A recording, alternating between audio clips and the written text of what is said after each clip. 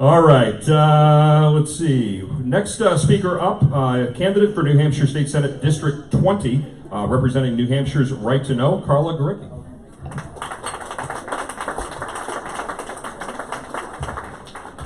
That's Carla Gericke. That's okay.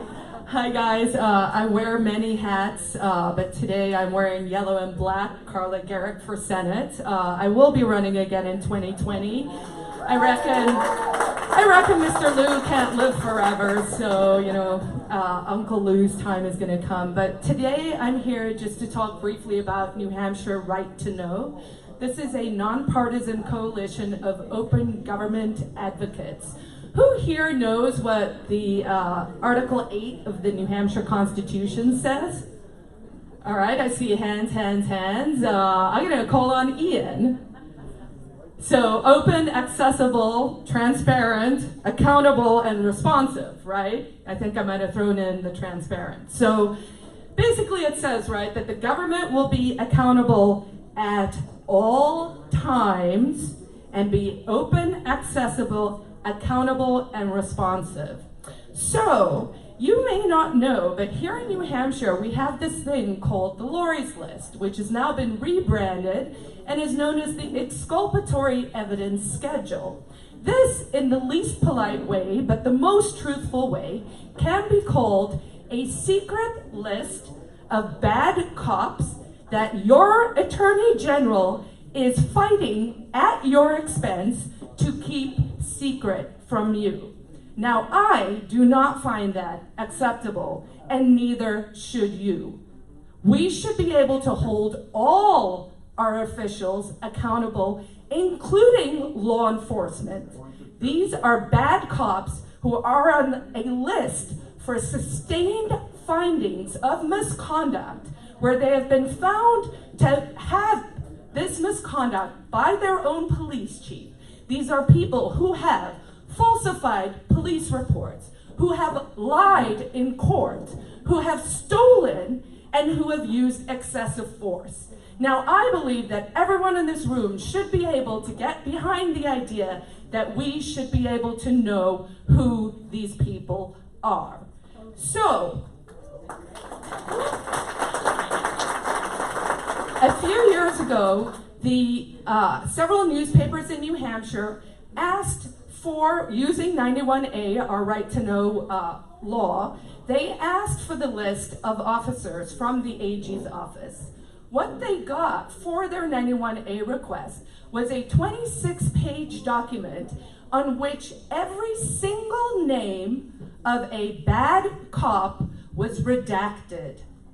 That, to me, is unacceptable. I begged the union leader when I saw that document the first time to publish that list in the way that the government that is supposed to be open, accessible, and accountable to us, that should have been printed in a Sunday newspaper so that you could sit in your home and page after page after page see lists of names of people that have done rotten things, and you're not allowed to know who they are.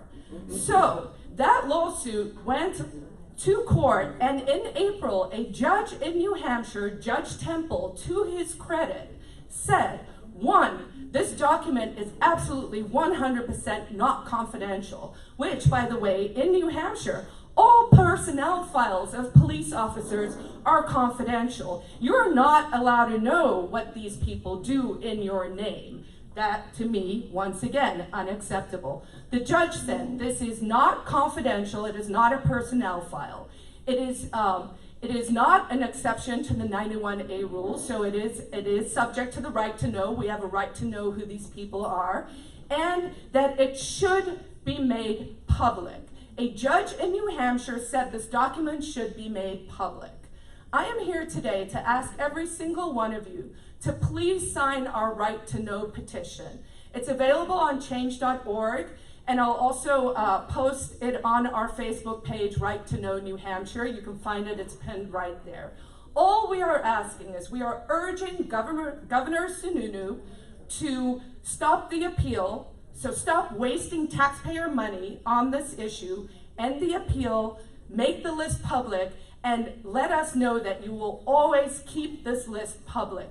We cannot hold people accountable if we don't know who they are and what they are doing. And with law enforcement, we have a problem because when a bad cop is worked out of a community, they can then go somewhere else and do malfeasance again. Let's do the right thing as good people and say we don't find these kinds of behavior appropriate or acceptable. Let's clean house, and then let's be able to trust our law enforcement. We can't restore trust until we know who the bad apples are. Thank you.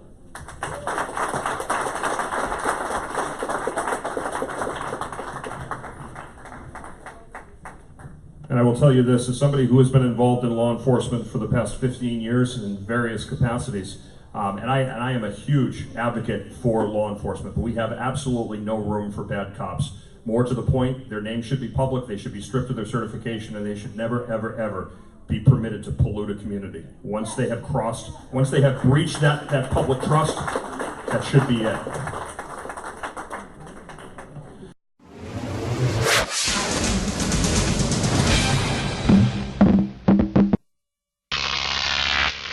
Croc TV.